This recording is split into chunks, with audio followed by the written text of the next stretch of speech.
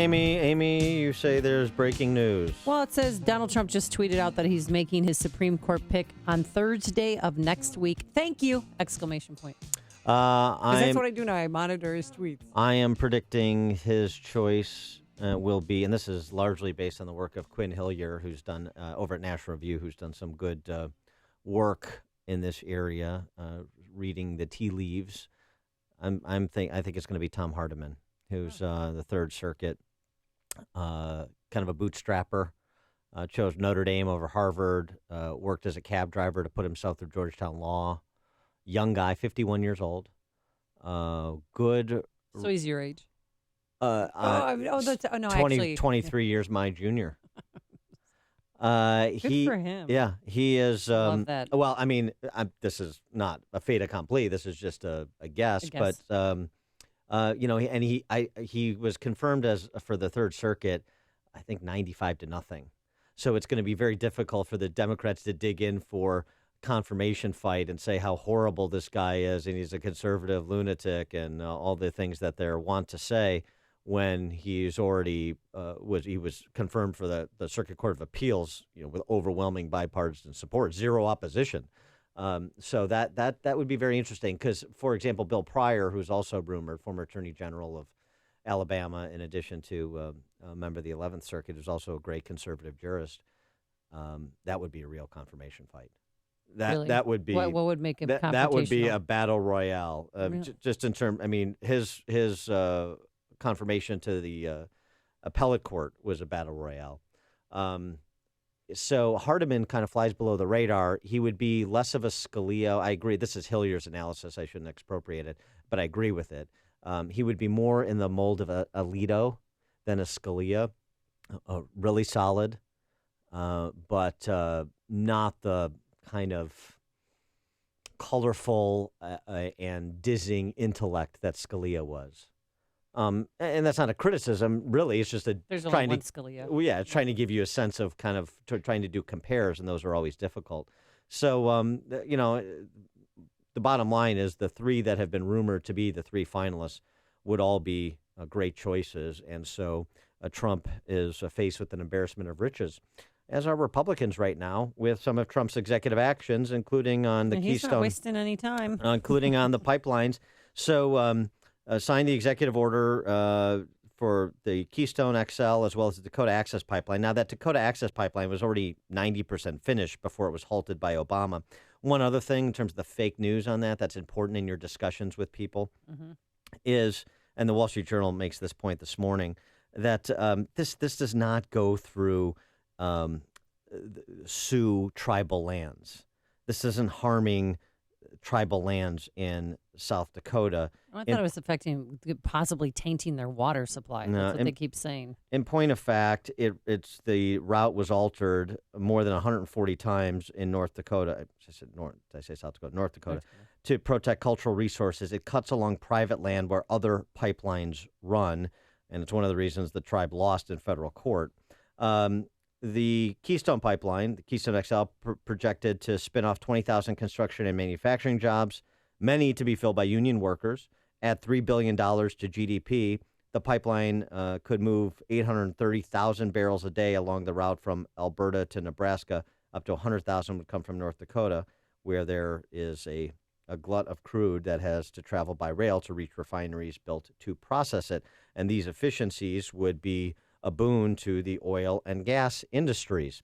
Now, there is one concern, and Trump mentioned it yesterday when he signed that executive order.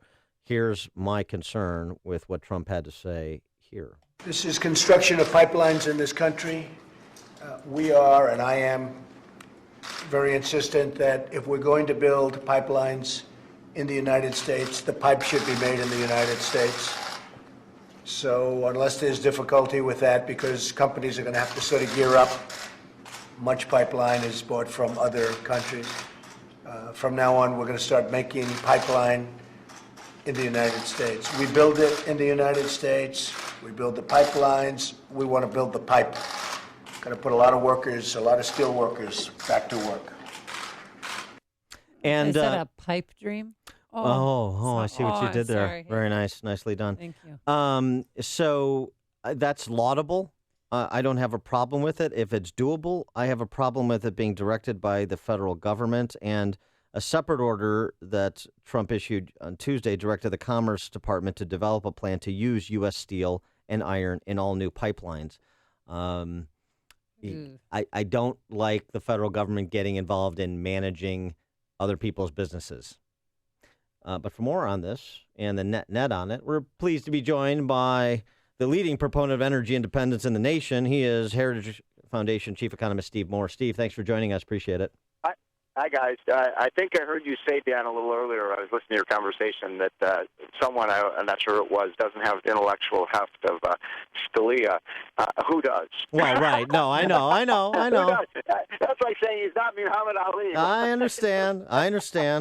Well, but anyway, I'm feeling very, very good about things. I love the executive actions. Almost all of them have been very pro-growth, all the kinds of things I was really, the reasons I supported Donald Trump was, things like the Keystone Pipeline and things like, some of these changes in the health care law that are coming. And I think this is just the start. I think you're going to see just a flurry of executive orders that are going to, put American workers back into their jobs because they've been killed by regulation. What about that one thing that he just said, though, that we played about, renegotiating some of the terms and, trying to force feed the use of pipes that are produced in America?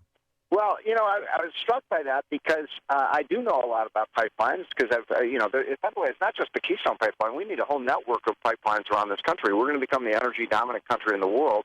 We're going to transport that oil from states like Oklahoma and North Dakota and from places like Alberta. We're going to transport that through pipelines, not on George Soros and Warren Buffett's trains.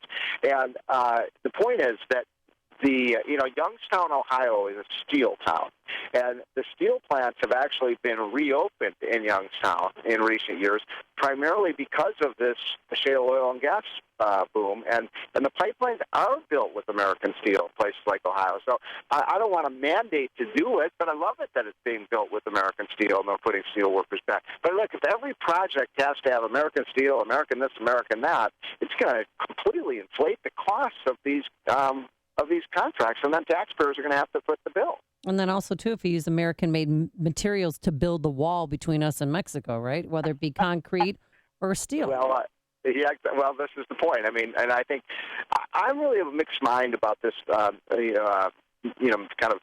they call it? Buy America provisions, and we've had those for 30 years, and there's no question that when you have to buy more expensive inputs to build this stuff, and as I just said, when the stuff becomes more expensive to buy, then guess what? The taxpayers have to build the bill. And by the way, we're running nearly $1 trillion budget deficit, so that's another consideration here. But look, I'd love to see this stuff built with American workers. We do want to bring economic development back to Michigan, Ohio, and Pennsylvania, and Wisconsin, and even Illinois, for goodness sake. So, Dan, I know you're queasy about this, but on balance, I think what Trump is talking about is very good for jobs and very good for development and GDP. No, I mean, on balance, I'm with you. I have concerns, but on balance, the net, I agree. And it's interesting. I wonder if you agree with Victor Davis Hanson, who has a very interesting piece in National Review this morning, Prosperity is Destiny.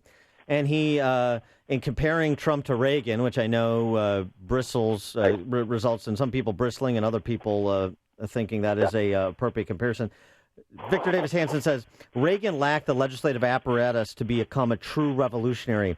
Trump's windfall Republican majorities almost force him into that insurrectionary role. Do you see Trump as a revolutionary? Do you think that's what he's going to be, a revolutionary that Reagan couldn't even consummate because he didn't have the majorities in Congress that Trump enjoys at present?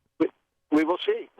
Look, I said this, I think, first on your show many, many, many months ago, that Donald Trump was a political black swan event. It's something we've never seen before. He's a new kind of Republican we've never seen before. Where this goes, I have very high hopes. I'm very bullish, but this stuff could go wrong, too. I've always said, Dan and Amy, that there's a good Trump and a bad Trump. I love the good Trump. I don't like the bad Trump very much, and so we'll see which one prevails. So this is a work in progress. Democrats. He's going to do things as conservatives that drive us crazy. He's going to do some things that we're going to highly applaud. I love what he did. One of his executive orders was to reinstate something called the Mexico City policy, which is to basically say that American taxpayers' dollars should not be used to fund groups overseas that perform abortions. Absolutely. Great. That was a Reagan policy, Dan. Absolutely. Mm-hmm. No, I'm in agreement. I mean, most of what he's done in just, 72 hours, I'm applauding. I concede the point. So here's the question. I like what he's doing, Stephen Moore, but I don't exactly like what he's saying. Talking about crowd sizes and talking about voter fraud. Where do you see? Can anybody get to him and say, just focus on the important things and don't let anything get under your skin? That's impossible. Right. And he's home alone in the White House, too, now, because Melania's gone. He's got a lot of time on his hands. Yeah, right. He is not going to be a new person. Look, I think to make unsubstantiated claims about the fact that there were illegal votes and so on, is problematic and is not presidential. And so it gets back to my point, guys. I mean, there's a good Trump and a bad Trump. And, it's like he's got a devil on one shoulder and an angel on the other. It depends on what day he's listening to the right one. But on balance, you got to love. Look, I'm going to say this because I think it's important. I think Donald Trump did more good for the economy in his first 48 hours in office than Barack Obama did in 8 years in office. Well, that's a low bar, but yeah, you're right. Let me ask you this. The Mexican delegation arrives today ahead of the Mexican president, Nieto, coming to town to meet with Trump before the month is out, and telegraphing that they're ready to pull out of NAFTA. Pay for the wall? Well, no. They're ready to pay for the I didn't say that, but they are ready to. They're posturing that they're ready to pull out of NAFTA if renegotiating the deal fails to produce something that they can support. How concerned are you about the status of NAFTA and this renegotiating the terms? I am concerned about it. By the way, Mexico is not going to drop out of NAFTA. I mean, Mexico has greatly benefited from NAFTA. I think all three countries, Canada, U.S., and Mexico, have benefited from NAFTA. But Mexico has clearly benefited by far the most. So they're not. This is just posturing by them. But look, I think think about the history of NAFTA. Who started it? Do you know what president? Whose vision this was? Which president? Bill Clinton. No. George W. Bush. George H.W. Bush. Ronald Reagan. Gerald Ford, Richard Nixon, Harry Truman, Dwight D. Eisenhower. Keep going. It started with Reagan, and then Bill Clinton, the Democrat, rep the best things that Bill Clinton did as president. So yeah, it does make me nervous. He stepped into a hole. Steve Moore, you've stepped into a vortex. I'm sorry, Steve Moore, we lost you. Steve Moore, Chief Economist for the Heritage Foundation. Steve, thanks as always for joining us, if you can still hear us. And he joined us on our turnkey.pro answer line. It's like